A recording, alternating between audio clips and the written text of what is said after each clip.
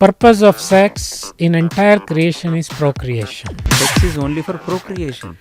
I was of an understanding that sex is for pleasure. 80% of the crimes have some kind of sex angles. Free mixing of sexes leads to trouble. Rape happens only among humans then. Well, lot of things only happens in humans. 40 people were peacefully staying under one roof. Today, 2 people have a hard time adjusting under one roof. 50 people were living under the same roof. They were living for their livelihood. It's not because of love or harmony or anything like that.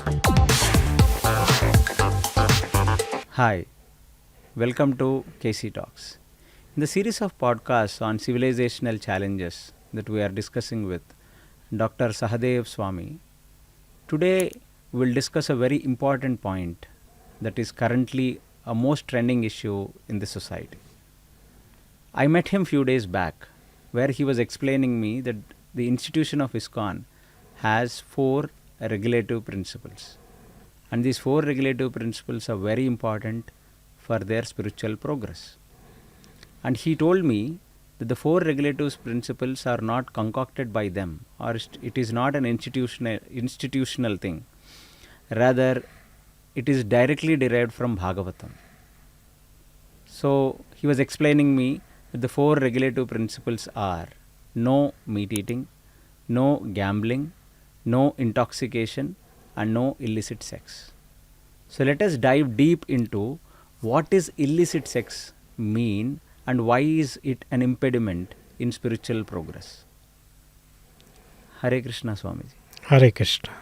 So the last evening's conversation was very nice, and then you emphasized on rules and regulations and emphasized on some regulative principles that are very important, not only for ISKCON as an organization, but in any spiritual organization. These are very important.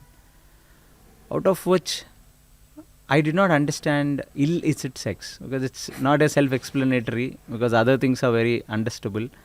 So I want to know from this podcast that what is illicit sex, what are all categories that come under this illicit sex, and why is this a fundamental impediment in spiritual progress. Thank you for your questions. Actually, these regulative principles, if you want to advance spiritually, make spiritual advancement, it requires a peaceful mind.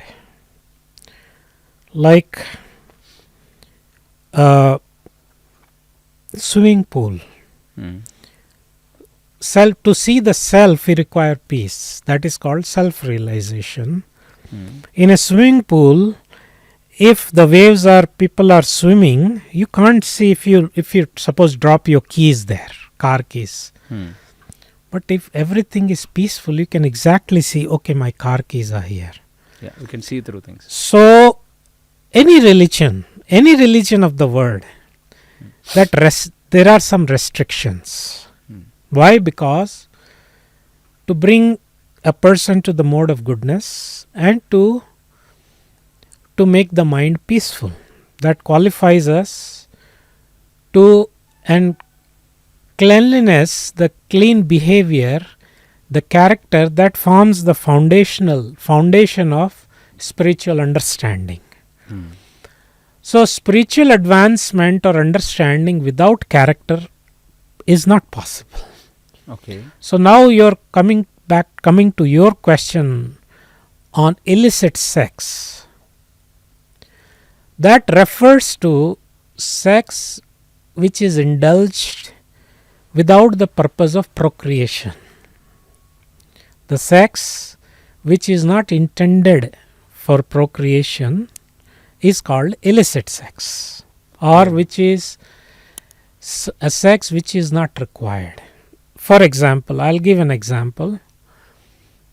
Other than human beings, you have every species, they have sexual relationship, or the procreation, they perform this function.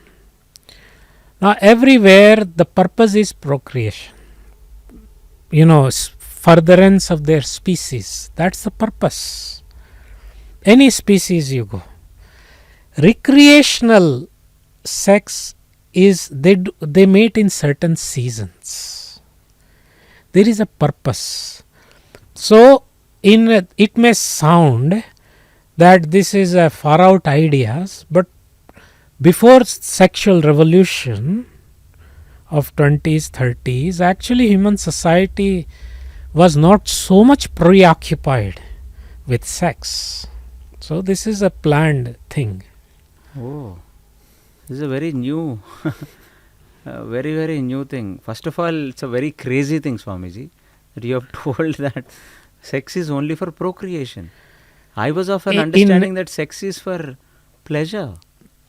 If you study nature, Okay.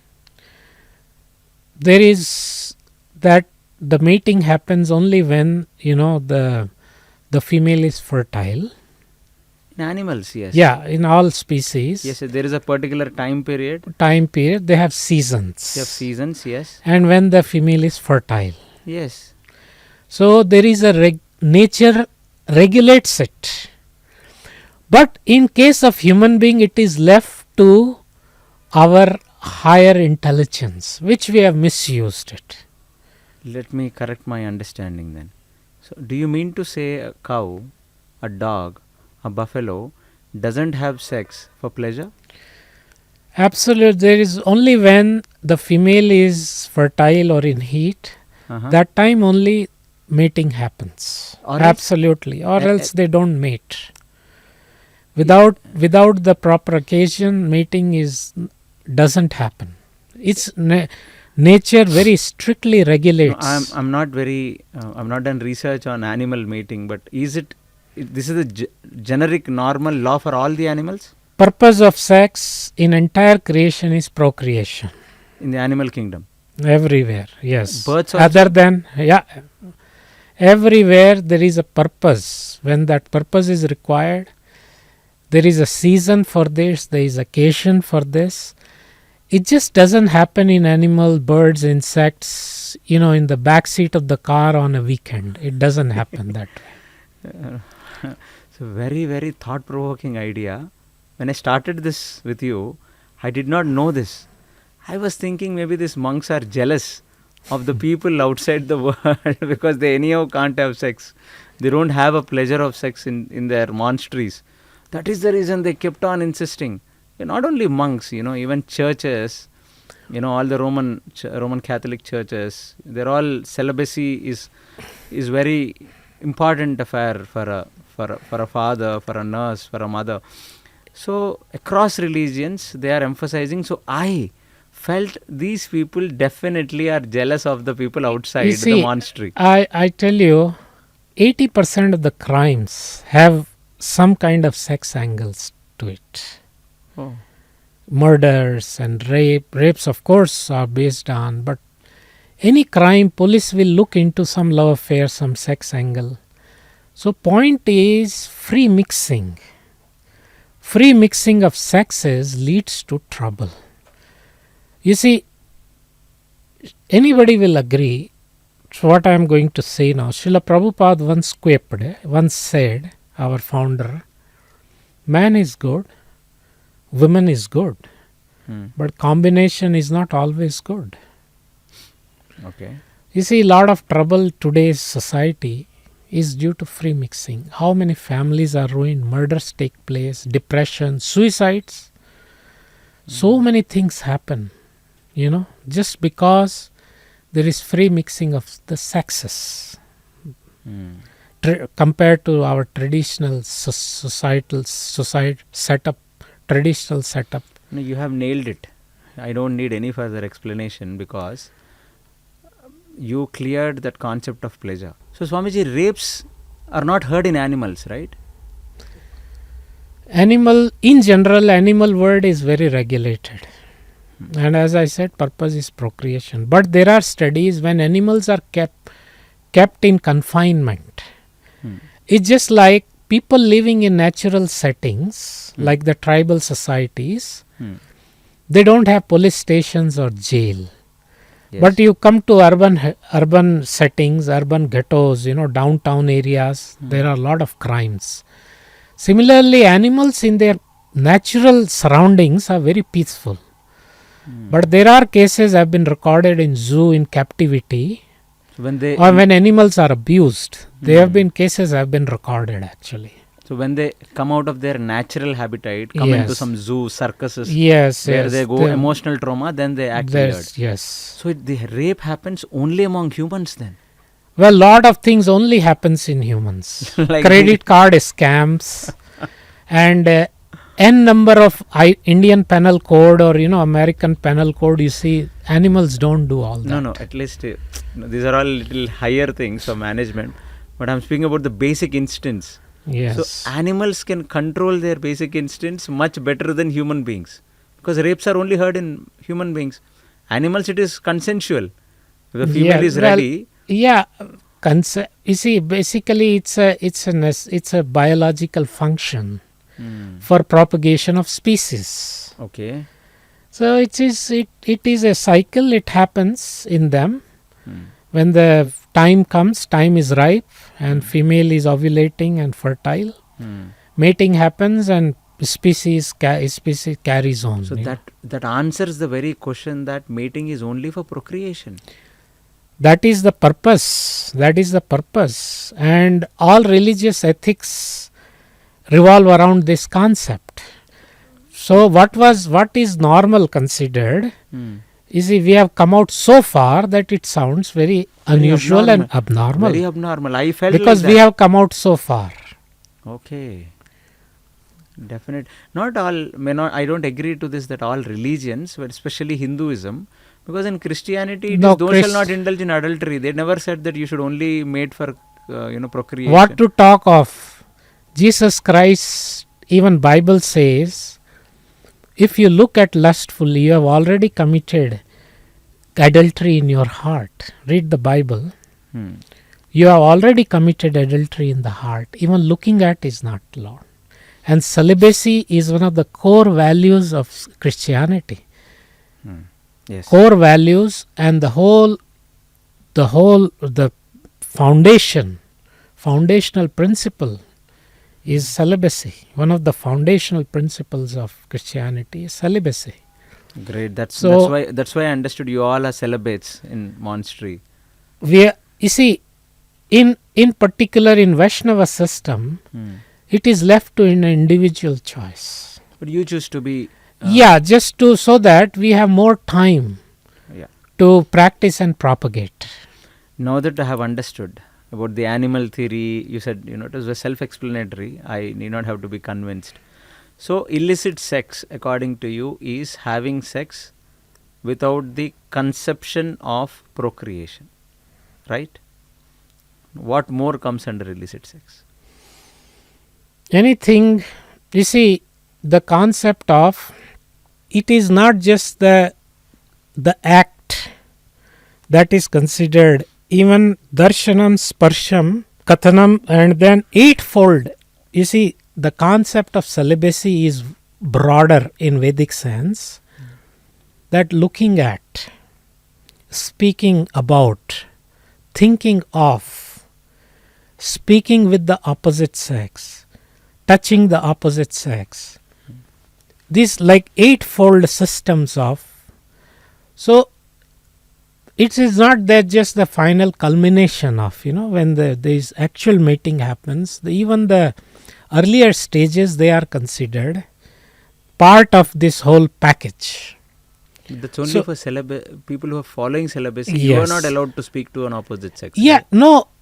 What is required, whatever is required on an official level, but not on personal, not on for the sake of gratification. But okay, you are checking in on a counter, you are talking in an office, and not in a private place, in a closed space. These rules that you are talking about, Swamiji, is for people who are in monasteries and following celibacy, exactly. These are all but your guidelines. In general, one should be the sexes.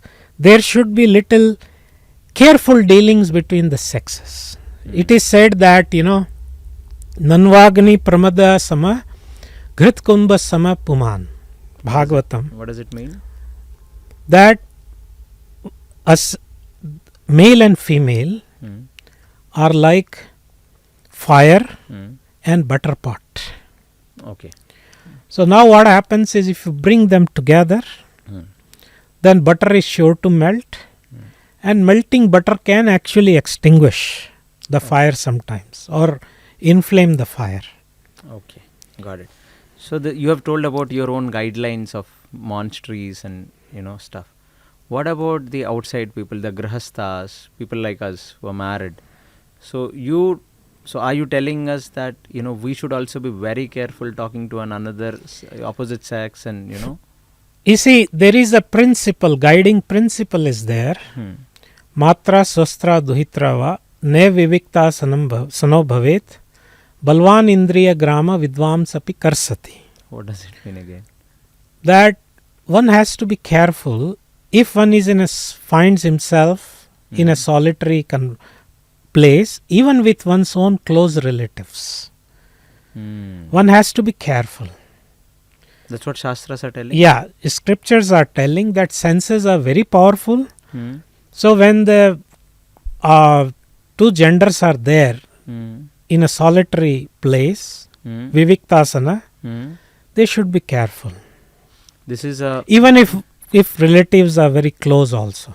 Okay, so this is for all everybody, because senses are very powerful, and sometimes that is why you have lots of incidents which don't get reported, of course, of incest or the mixing of relatives who are not supposed to be doing that. But the incest mostly are in the West, right? No, I don't. Well, all living beings have their urges, right from an ant to Lord. So one has to be careful. It's not question of East or West. It's everywhere. So when this is a principle that you are telling the Shastras are guiding human society, the current plethora of civilization, Right. that we see, there's a lot of free mixing. Even post marriages, there are so much of once the boyfriend girlfriend is over, adolescence, and then afterwards you get married, then the wife has male friends, the man has friends who are females, mingling together, partying. So we have gone far away from what you are talking. And definitely co-working cultures in the offices. Yeah, so you can see the result. Human civilization today is in a very disturbed frame of mind. People are suffering from breakups. And those who are together, they are suffering, not able to get along. And why do you think that is? That is because they have got they are highly strung. That means, you see, if let's say you come home peacefully, if there is something wrong, you won't flip out. You will handle it peacefully. But if you are highly strung, you had a tough day, and if the dinner something is not ready, you will explode. Problem is, both the parties are very highly stressed out. Life itself is so over a small matter. There is nothing amicable. Things are not getting worked out. So today we are in a very disturbed, whole society is actually in a very disturbed state of condition. And peaceful family life, actually family life is the basic unit of civilization. Yes. And peaceful civilization means peaceful family life. Yes. Now today people have better facilities, they have more money, they are scientific. Why do you think people are not happier? Because they have alternatives? Yeah, so now because families are highly disturbed. Earlier you see the joint family concept all over the world. And 40 people were peacefully staying under one roof. Today 2 people have a hard time adjusting under one roof. Just 2 of them. I'll tell you an explanation. When I asked a doctor so-called psychiatrists, 40 people were living under the same roof and they were happy. So her explanation to me is they were living for their livelihood. It's not because of love or harmony or anything like that, because earning population was less. So all the men, for societal pressure, all the men go out, and this is because of economical conditions. Don't bring logic of spirituality. You see, today we justify everything to prove our superiority. We have justification or answers for everything. Okay. But actually, really speaking, community life was flourishing, was a very vibrant all over the world, globally. People were having a very vibrant community life. That is why it is said it takes a village to raise a child. It takes a village to raise a child, yes. Yeah, so not just single parents. They were aunts, they were grandparents, they were uncles, they were, So people had, they had less money. Fine, there is no doubt about it. But they really didn't need money that much, The agrarian societies, they had a better eating standards. They had many ways they had better things compared to us, So money, you see, again you say money. When you go actually in a tribal society, let's say you are in Amazon forest, so you are actually a tribal there, ignorant tribal, right? Yes.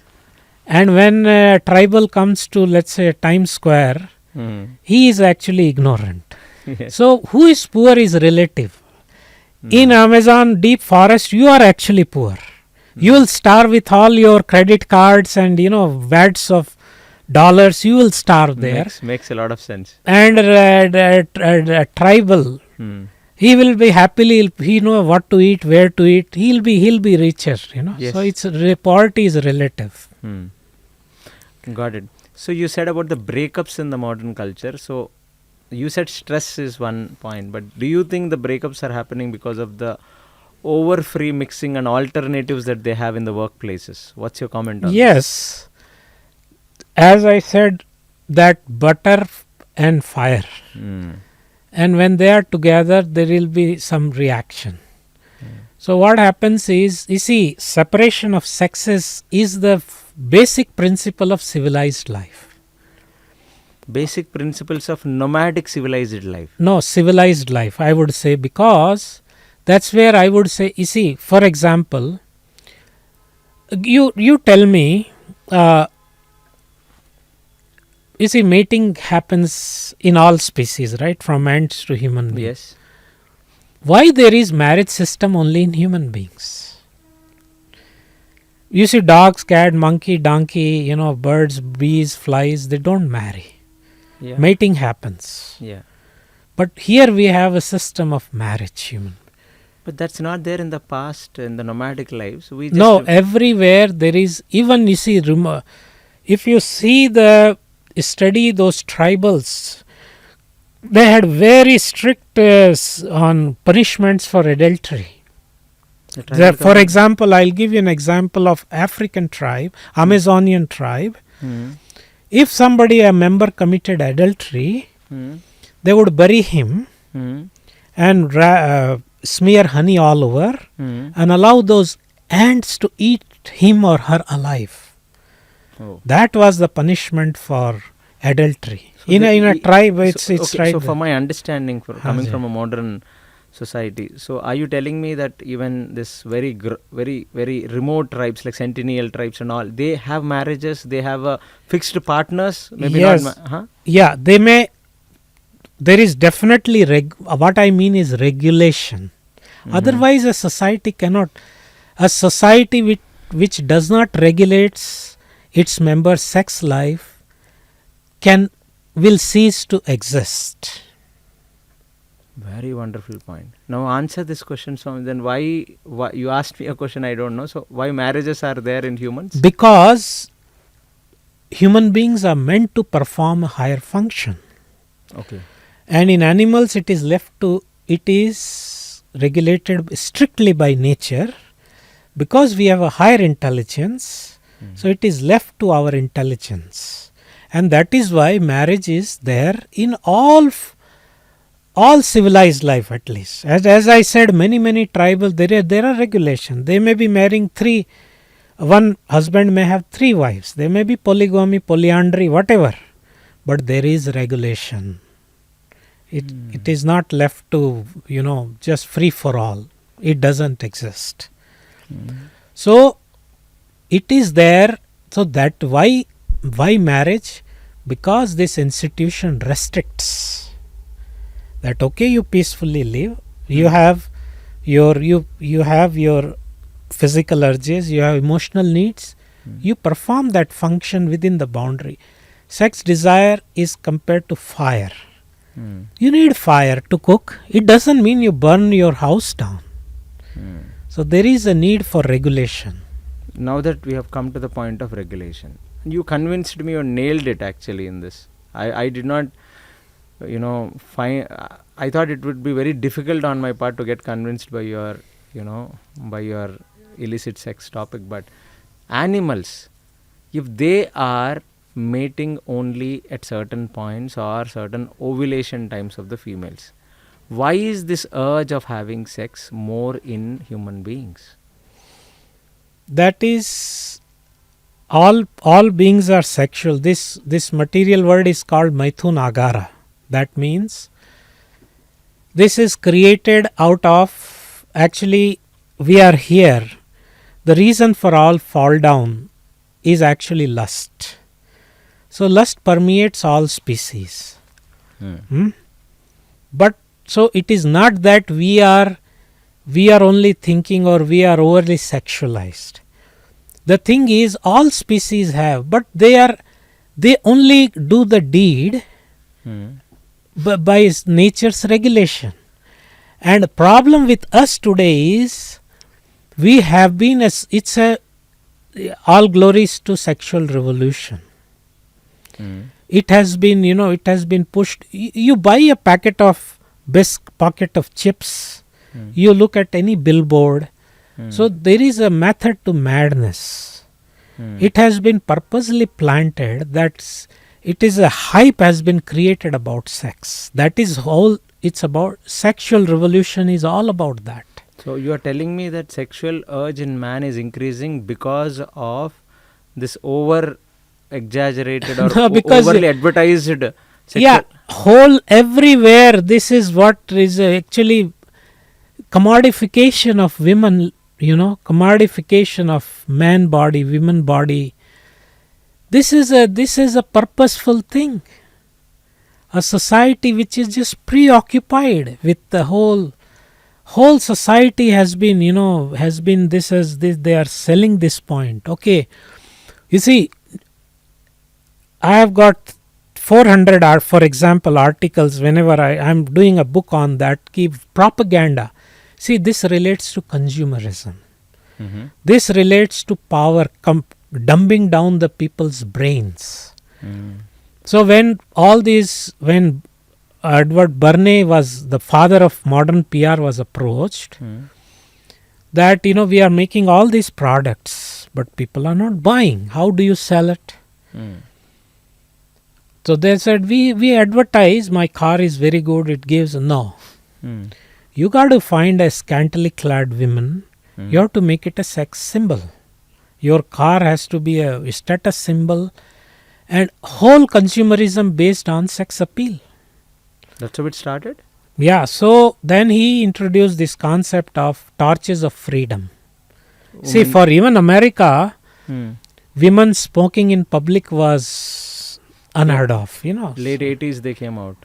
No, it was late 30s. So I'm talking of late 30s. So then torches of freedom came, So the point is, this whole thing has been very nicely planned. And what happens here, everybody is so preoccupied. Even for example, how you see what minds are controlled, ideas are planted, thought is regulated. You may be thinking, everything has been already planned for you. Corporatocracy we are living. In this age, we are not living in democracy, autocracy. You are living in corporatocracy. Everything has been planned for you. How you'll think, what you wear. For examples, jeans in tropics like here is very uncomfortable. We are not minors. Makes no sense for us, yes. So there is a plan why jeans are there. Yeah. So point is that, so that is how actually it has been drummed up. There's a bombardment of sex education, sex articles, and overly hyped about sex and happiness. That's the reason why human beings are agitated, and the urge of sex has become more. Yeah, and because of it has, one seeks when human society is highly disturbed also, stressed out also. It's like animals. I said in the initial, now this you're asking. Yeah, you said. Animals in captivity and stressed out animals, they behave, they show, display aggressive sexual behavior. Animals in captivity. Animals in their natural setting are very peaceful. I want to ask you a very straightforward question. Haji. You are telling sexual urge has become more now due to advertisement of or availability of porn, availability of sex magazines and blah blah blah, and objectification of women. When pre-industrialization era, people were less sexually agitated. Do you have any proof of saying so? You see, if you read, for example, Dr. Price in 1931 to 1940, he went to 10 years. He traveled with his wife to all traditional societies. What kind of bodily before the industrialized food came in there, just had entered in their communities. Not everybody was eating. So there are documents. Even British came to India. There are saying even India they saw. There are 4-volume editions. You can see no crimes. Nobody stole. Nobody in India. I tell you, there were twice there historically this Ramayana, 2 world wars were based on women's dignity. One was kidnapping of Mother Sita. Entire dynasty of Ravana was wiped out. And in case of Mahabharata, entire Kaurava race was wiped out due to their insulting Draupadi. Princess Draupadi. So my point is that there are historic accounts how peaceful setting actually, and people were peacefully married. And society was, peacefully engaged in their respective profession. It was a very organized setup. No, my still question goes unanswered. That was the sexual urge in human beings less in so-called undeveloped pre-industrialization era? Absolutely. If you see, even today, what to talk of pre-industrial? In a nice village setting, you walk at midnight. And you take a walk in downtown, Chicago or downtown New York. There are better chances of getting raped in an urban setting than in a rural setting. So definitely even today, if somebody follows what is called as a goodness, sattvic life, then definitely one will not be agitated so much. So there is sattva guna, raja guna, tama guna. So our city, modern techno-industrial civilization is basically kama lobha dayasche, tada rajas tamo bhava. Kama and lobha, lust and greed. It's money and women, or money or sex. So that is what our whole thing is built upon. Superb, Swamiji. So you changed my opinion now. Because I had a very different mind when I started this podcast with you. Actually, we are being bombarded with brainwashing material. I recently saw a Tamil movie, which it's a joke, but somebody tells that the 40s, 50s, 60s, people had 10 kids, 11 kids, 14 kids. Yes. So he was very, sarcastically telling this, that the entertainment was less those days. So people only had an entertainment of sex, so kids were more. But it's the other way around. We indulge in sex more, but with all the Even if today contraceptives. people have no capacity to produce so many kids, Yeah, we don't have. to conceive so many, requires good health and ability to maintain them. So that was a very stable. People were living in stable homes. People were brought up mostly in stable homes. Yes. Today everything has become wild. Another problem what I feel is over communicated word. Okay. There is too much of communication, too much of it. Hmm. And what happens is, especially communication relates to opposite sexes. Lot of privacy is available today. They can talk hours and hours on phone secretly. They can exchange messages. Yeah. The idea is, there were love letters earlier, but so much of privacy wasn't available. So too much of communication is unnecessary. Today we are living in so this is also leading to misunderstandings, leading to shifting of emotional partners, and so many things are happening. I grew up, even during my adolescence, sex was considered a sinful word.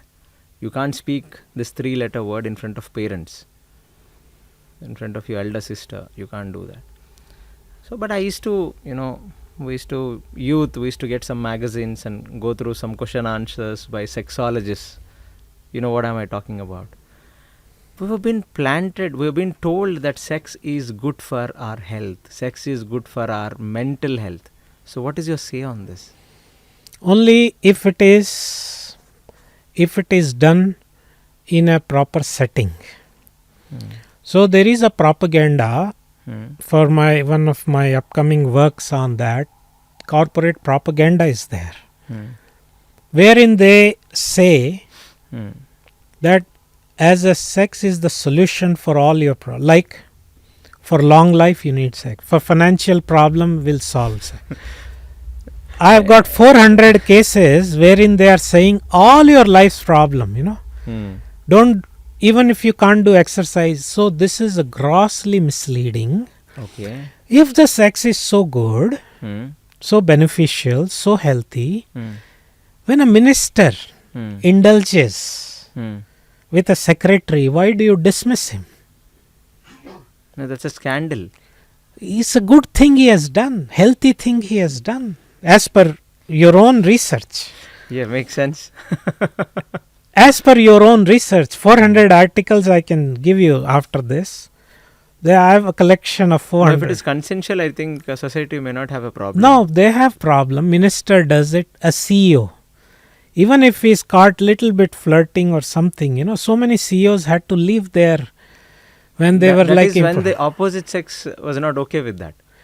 No, even in that, okay, they cannot have unfair dealings. But I get this point, yes. Morally, Indian society still not can't. Indian, anywhere, minister is... okay, we had a US president who was caught up in... point is... on one side we are claiming it's all good, healthy, it's all solution to all your problems of life. Then why do you have 52% incidents of STIs as per CDC figures in American population? Protected sex. Protected sex is good for your mental and physical health. Not unprotected. That is another what you call dichotomy or misnomer, because there is nothing can really protect oneself. Otherwise, those who are even in protected sex there is no such thing as protected sex. Yes, nothing is foolproof. Yes, agreed. That makes sense. No, morally, probably we don't accept a well-known person to be indulging. Definitely, even in today's world, after so much of sexual freedom, you can't really accept a prime minister whose character is loose, though it is consensual, or a president or a chief minister. You look upon them when they are clean, and definitely you look down upon certain big entrepreneurs who are, you know, very promiscuous and stuff like that. I get it, Swamiji, but definitely I don't know. You said a very heavy point. Sex only for creation. I don't know what amount of acceptance would be there for that, but definitely it makes a lot of logical sense after comparing it with animal kingdom. And another interesting topic, probably nobody has raised, or maybe I missed it. Rapes happen when people live under very troublesome and like animals misbehave sexually under pressure, under their not natural instances in a zoo, in captivity. So humans have become to call them animals. Some humans is an insult to animals. The animals. And if animals had little education, they would have sued us for calling our fellow human beings as animals, because very animals are actually much more civilized when we compare today. What? And because there is people are not afraid of repercussions. Yeah. They go scot-free, or they go to holiday homes of prisons. They have good life there. Unless there is public hanging, unless there is exemplary punishment, that should send chill down the spines, shiver down the spines of criminals. That's where you control crime,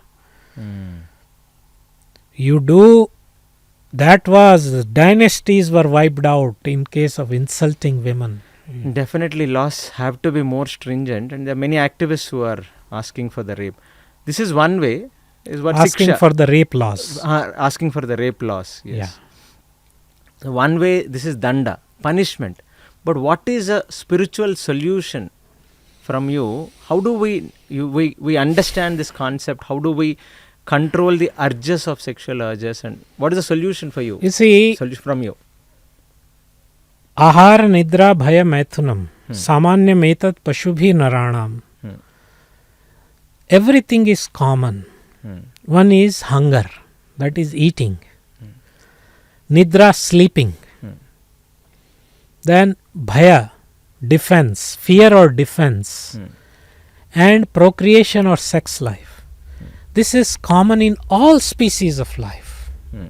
Whether you take plant species, insect, bird, animal, whatever, mammals, reptiles, birds, doesn't matter. Now human life starts when we start to exercise control. Control is human life. Just like here, if you see the vegetable markets in India, because our cows, holy cows, they roam free. Now, if you are hungry, you won't just pick up. You can't do that. But a cow can, or buffalo can do that, because it's an animal. So nobody sends the buffalo to, but if you caught in shoplifting, you go to jail. So human life starts with restriction. For example, a dog and let's say a she dog is in heat. And they start mating right on the street. Yes. In front of everybody. Yeah. But a human being, if you became agitated, did the same thing with a right partner also, you will be for creating nuisance, you will be arrested. For nuisance case, yes. So point is, human life starts with when you restrict. These needs are like rubber.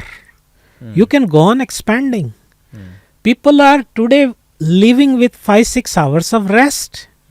Many CEOs, they are only big presidents, prime minister, 4 hours. But they are perfectly healthy. So, okay, you need 6-7 hours, as they say, right? 7 hours, yes, fine. But people are there sleeping 12 hours. They wake up at afternoon 2 o'clock. There are people who have restricted their eating. Those people who are eating like, should I use like pigs? Yeah. So all these, then there are people who are like, who are, satisfied in a family setting, who have control.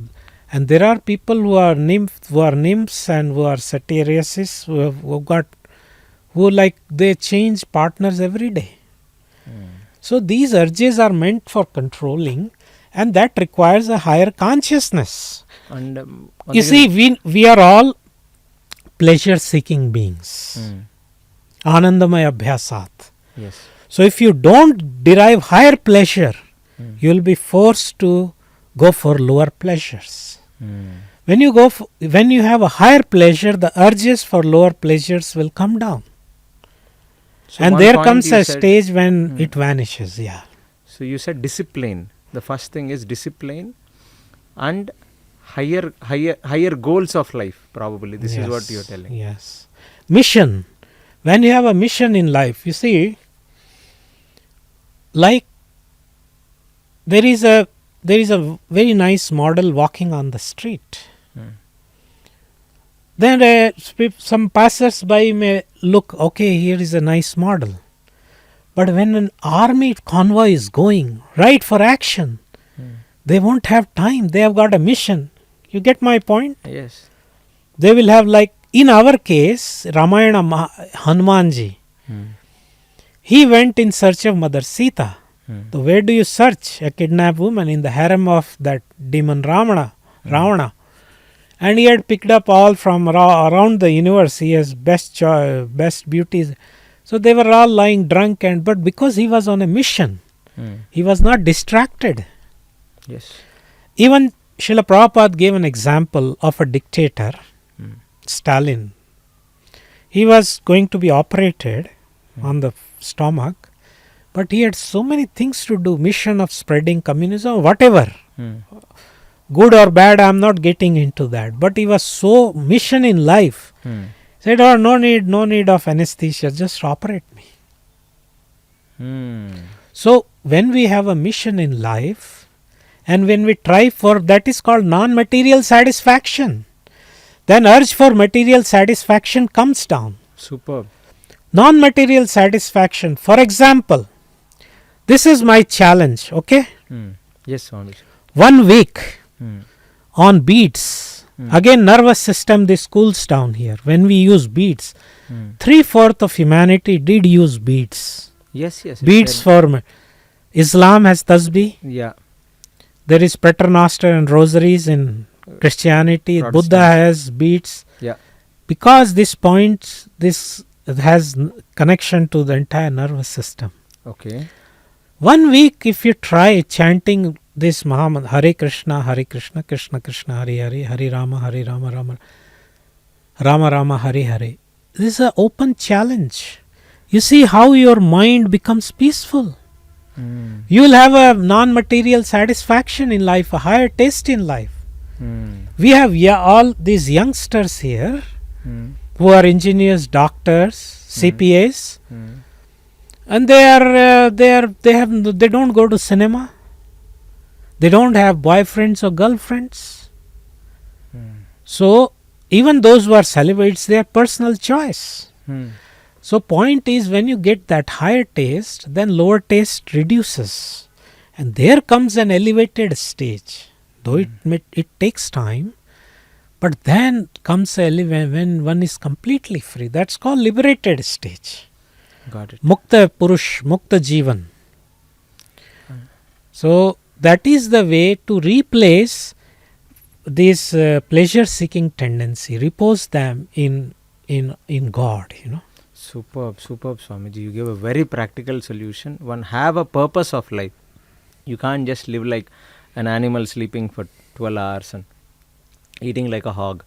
So have a purpose of life, self-discipline, and have, seek spiritual, some way of spiritual interest, And mantra meditation. and mantra meditation. Chanting the holy name. So this That will be wonderful. Within a week, one can see the result. Actually, Super. Thank you so much for explaining us how to come out of this sexual urge. At least, this helps people to start somewhere And not sex. I would say that um, unnecessary sexual urge, unnecessary sexual urge. because it is a symptom of life. Hmm. Sexual urge is there because procreation or procreation of species. This is a function of life. Symptom of life is actually procreation. Yes, yes. So unnecessary or illicit or whatever you call it, Hmm. that nothing is good, nothing is bad, Hmm. but everything is good, everything is bad, depends on time, place and circumstances. Makes sense. So this is too much. And Chinese saying, what is poison? And even actually in our case also, in our Niti Shastra, Too much of everything is a poison. too much of anything is Anything poison. is a poison. Yeah. So today our society is too much preoccupied by this base function. Agitated constantly by this objectification of women everywhere, from a magazine to an advertisement. So wonderful, Swamiji. So you said when we keep ourselves away from all this contamination of sexual excitement, the urge will naturally come down, and definitely spirituality should be taken. And very beautiful point that you have said, Ati Sarvatra Varjayet. Anything in extra Yes. is poison. Thank you so much for your beautiful spiritual insights and practical solutions. Hare Krishna.